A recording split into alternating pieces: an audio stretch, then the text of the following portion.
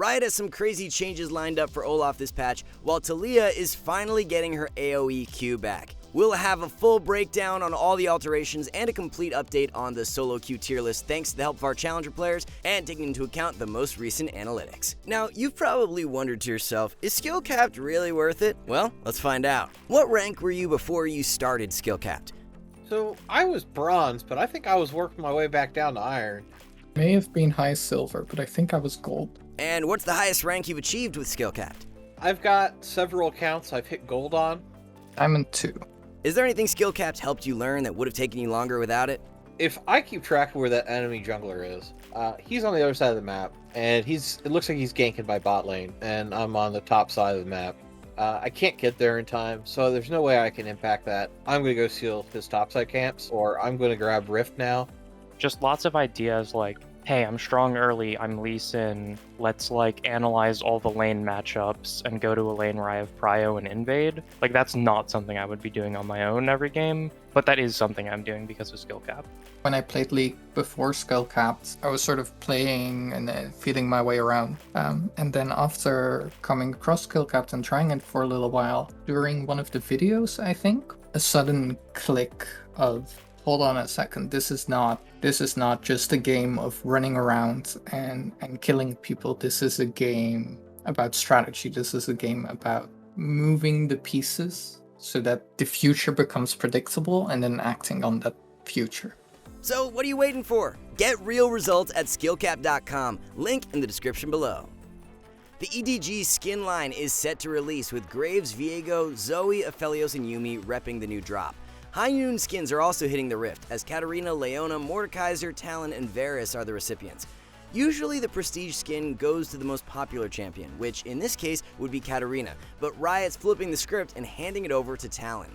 Sion, Set, and Yorick mains are being targeted for 12.9 as a Hullbreaker rush will become much less viable. Resists are being lowered from 20 scaling to 60 to 10 scaling to 75. Bonus tower damage will now only be applied to attacks. Definitely a change that will force a shift in how you're looking to build many top laners. Hullbreaker will still be a pretty solid late game split push option, but as a first item, there will be better alternatives. Despite Sion holding one of the lowest solo queue win rates, Riot is looking to chop off some of his obnoxious split push power in 12.9. Zombie structure damage is going from 100 down to 40%. This is to try and combat the inting Sion strategy that the boss has made extremely popular. Playing tank Sion is definitely more consistent for the average player, and with Hullbreaker nerfed this patch, we expect tank to become most optimal for the majority of elos. Sion is going to remain in B tier for the time being as an average solo queue top. Renekton has spent a lot of time in the C tier this season, but it looks like Riot finally wants to change that for 12.9. Health and AD growth are being increased. W damage is being nerfed at the earlier ranks, but buffs at the later ranks. R damage is going to be buffed. Not gonna lie, pretty underwhelming buffs considering how terrible Renekton has been over the past few months. It really sucks for solo queue Renekton players, as he's only being targeted so much due to pro play and can't be buffed all that much even when he holds the lowest solo queue win rate for top lane. We'll be moving Renekton up one tier and into B for 12.9, but he will remain outclassed by the majority of top laners. The top lane tier list features Kayle, Quinn, Darius, and Shen's the most OP picks of the patch. Swain will be bumping up one tier as the hotfix buffs midway through 12.8 have provided some added strength. Other than that, top lane changes are pretty small for this patch, so there won't be any big shifts in meta. The best low elo top laners are Garen, Yorick, and Nasus. Mordekaiser, Fiora, and Darius are some of the better ban options. From OP to trash tier in the matter of a patch, Riot has decided to circle back on Hecarim and issue a much needed buff. Q bonus AD ratio is going from 85 to 90%. W cooldown drops by 4 seconds, going from 18 to 14. The offensive Hecarim builds with Divine Sunder or Trinity Force become indirectly stronger now. Trinity is actually performing better stat-wise even before this buff, so there's even more incentive to prioritize Trinity over Chemtank due to the Q buff. Will these changes actually be enough to affect Hecarim's tier list placement though? Not very likely, as we see Heck at best as a B tier jungler, but we'll be keeping him down in C for the time being. When Riot decided to buff Rengar's W a few patches back, we thought the change was a little odd, considering he was already in a strong state, and turns out we were correct in that regard. Riot has backpedaled and is completely reverting the W bonus damage to Monsters buff. Damage will be going back down from 85 scaling to 150 to 65 scaling to 130. Nothing too drastic, and Rengar will remain a strong solo queue jungler, but his time in the OP tier will come to an end. It looks like a Bronze Rider ran into a Master Yi stomping his promos, as Yi is for whatever reason being nerfed in 12.9. Our bonus attack speed will be lowered from 25 scaling to 65% to 25 scaling to 45%. To be fair, the nerf doesn't even come into effect until the mid to late game, but it's still odd for Yi of all junglers to be the one targeted with a nerf. We won't be shifting Yi's tier list placement, as he will retain his spot in A.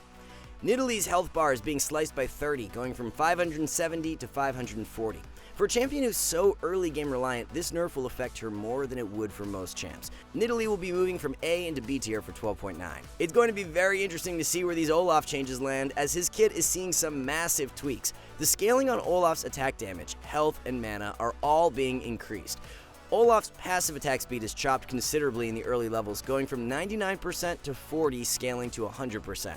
The lifesteal from Olaf's W is being shifted onto his passive, as it will grant 12 scaling to 35% lifesteal based on Olaf's missing health. Q will now shred the enemy's armor, however, the base damage is being lowered. Q minimum range is going up, the mana cost is lowered at earlier ranks, and the cooldown is being increased by 1 second, while the refund on axe pickup is increased by 0.5 seconds. Olaf's W is seeing a massive change, as it will now provide a shield that scales with Olaf's missing health. Attack speed on W is being lowered, but the cooldown is being changed from 16 at all ranks to 16 scaling to 10 seconds. The ultimate buff has been super controversial so far, as Olaf can now extend his ultimate duration infinitely as long as he's attacking or using E. The base duration on ult is going from 6 to 3 seconds. You're also no longer going to lose the passive bonus resistances when using R. With many parts of his kit being altered, it's going to take a couple of days of seeing Olaf on live servers to get a true read on his solo queue strength. We'll have an accurate read on Olaf's strength midway through the patch, so be sure to check back then for our updated tier list, where we will adjust Olaf accordingly. OP jungle picks for 12.9 include Kha'Zix, Nocturne, Diana, and Volibear. If you've been having success on Rengar recently, he remains a great S tier pick, but due to the nerf, we gotta move him out of OP. The Umbral Glaive rush on assassins like Ka, Kayn, and Kiana is super underrated right now, but extremely strong, so be sure to try it out if you haven't already. Umbral rush on Graves is taken over, and it's just as good on those champs as well. The best low elo junglers of the patch are Rammus, Volibear, and Shyvana. Kha'Zix, Diana, and Rengar are high priority bans. We knew they were coming, it was just a matter of time, as Ahri is receiving nerfs for 12.9. E cooldown is increased from 12 to 14 seconds. R cooldown is nerfed as well, going from 130 scaling to 80 to 140 scaling to 90. These are the kind of nerfs that will only bring Ahri down to a more neutral power level, but won't actually force her out of meta. A drop from OP into S is what we see fit, so there's really no reason to stop playing Ahri as a result of these nerfs. Is mid Taliyah finally back? Numerous changes are penciled in, with her base armor being lowered, health dropping, but mana increased. Mana per 5 is dropping down. Passive early roam power is going down, but the time in which passive falls off away from walls is going from 1 to 2.5 seconds. Q will now have 175 radius AoE, but the damage is significantly lower. Cooldown is lowered by half a second at all ranks, and the mana cost is going up by 10 at all ranks. The Worked Groundcast is now a single hit boulder that has a 225 radius AoE, deals double damage, and slows everything hit by 30, scaling to 50% for 2 seconds. Casting Q on Worked Ground now consumes the Worked Ground, which is super nice for solo lane Taliyah. Damage is taking a hit once again, as Taliyah W will no longer deal any damage at all. Delay before W knockup is going from 0.8 to 0.65 seconds. AoE radius is up from 200 to 225. W cooldown is lowered, and the mana cost is also going down. Will Taliyah be the new OP counter to mobile mid laners? Her E is now going to stun enemies for 1 second if they dash through it. Upfront damage on E is being increased, but the detonation damage is being lowered. Damage after 4 seconds is being completely removed. There's also a bunch of other miscellaneous changes that you can pause and have a look at if you wish. R range is being lowered at rank 1 but increased at rank 3. Damage will no longer knock Taliyah off her wall, but you won't be able to cast ult within 3 seconds of taking damage. Instead of dashing off her wall in a perpendicular angle, you can now dash to the location you click, and the jump off dash range is going from 400 to 700. All the changes are amazing for mid lane Taliyah, but the only thing we're concerned about is the damage nerfs. AoE on Q doesn't matter at all if you're tickling your opponent for minuscule damage, so we'll have to do some testing and see how Taliyah feels when the changes are live. We'll have Taliyah in the mid lane A tier, but don't read too much into the rating, as we'll have a more accurate read for the mid-patch tier list. Mid lane tier list is a couple notable alterations for 12.9, with Ahri and Yasuo moving into S tier, while Fizz and Vlad take over the OP slots. Vlad is such a monster pick right now into the meta mids like Katarina, Yasuo, Sylas, Zed, and Yone. The armor buff helps his early game out drastically in those AD matchups, and since Yone and Yasuo were both recently buffed, they are being played more often in solo queue.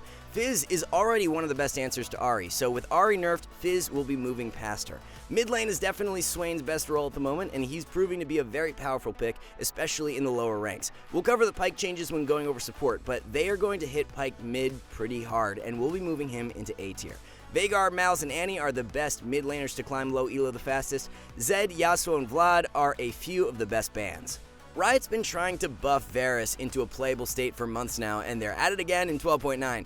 Passive minion attack speed ratio is going from 15 to 20%. Champion attack speed ratio is increased from 30 to 40%. W on hit damage is being slightly increased at the later ranks. A couple of scaling buffs that won't do a whole lot in the grand scheme of things. The buffs are not enough to warrant a shift up the tier list, so Varus remains an average B tier pick. And that's the only change for ADC this patch, which means Lucian remains on top of the meta and he will be joined by Jhin in the OP tier. Tristana is the most undervalued ADC right now, as her recent buffs combined with so many champs being nerfed have propelled her up the tier list. It was only a few patches ago where Xerxes, Jinx, and Xayah were stomping all over everyone, but the times have changed ever so quickly. Best low elo ADCs are Veigar, Misfortune, and Ashe. Vayne, Lucian, and Samira are a few of the best bot lane bans. Braum is going to get buffed up for 12.9 with his passive target cooldown lowered from 8 scaling to 6 seconds to 8 scaling to 4 seconds.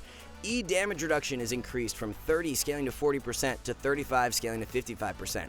Decent buffs, but nothing too crazy, so Braum will continue to lock down an A tier position.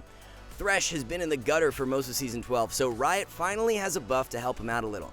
Passive AP and armor per soul is going from 0.75 to 1. Considering Thresh's current state, these are pretty negligible buffs, and they won't be enough for us to move Thresh up the tier list. Riot's been loving the small tweaks that don't actually accomplish very much, and they're taking that same approach with Renata Glask. Armor is going from 29 to 27. Passive damage is lowered from 1 scaling to 3.5% to 1 scaling to 2% of the target's max health. AP ratio, however, is being increased from 1 to 2%. A change that indirectly buffs the Shuralias into Putrefier build and nerfs Locket. Glask will no longer be the most broken support for 12.9, but let's be real here, these nerfs aren't anywhere near what it would take to force her out of the meta. Pyke is seeing a bunch of different changes that aim to nerf Pyke mid while keeping support in check. The amount of gold that Pyke himself receives from his ultimate execute will be significantly reduced. Passive damage stored near multiple enemies is being increased from 40 to 45%. Q mana cost is increased from 50 scaling to 70 to 74 scaling to 90. R cooldown is lowered from 120 scaling to 100 to 115 scaling to 85. The lesser gold income on ultimate kills will be a pretty big detriment. Q mana also going up by 20 at rank 1 is a sizable nerf too. Passive and ultimate buffs won't be enough to outweigh those nerfs, so we expect Pyke to drop in power for 12.9. From S to A tier is where Pyke will be shifting. Support tier list is shaping out quite similar to where it was in 12.8 with Senna, Janna, Renata Glask, Nami, and Soraka as the OP picks. Enchanters will continue to dominate the meta as the buffs to Braum and Thresh won't be enough to cause any shift. If you can play a decent Nami, it's paramount to add her in your champion pool and have available whenever your ADC picks Lucian. Optimal low elo supports are Soraka, Nautilus, and Zyra. Renata Glask, Soraka, and Senna are a few of the highest value bans. Alright guys, before we wrap this up, let's tell you a little more about SkillCapped. So, we offer a 5-division rank up guarantee, and think that's a pretty crazy thing to offer. It's like a gym membership guaranteeing you'll get ripped. Your local gym would go bust if they offered that, right? Not us. We've offered this for years because our service really does work. It works so well, in fact, that we're able to produce by far the largest catalog of premium league guides on the internet. We add over 20 videos a week, with over 1,600 guides curated into over 100 courses no one can compare. We've also sent challenger players into Elo Hell 714 times and counting, where they commentate how to carry live. They also respond to all questions asked. Sign up today for as little as $6.99 a month if you are serious about improving. So that's going to wrap it all up for this one. Not a crazy meta shifting patch, so 12.9 should be looking very similar to what we had in 12.8. Thank you guys so much for watching, and we'll see you in the next one.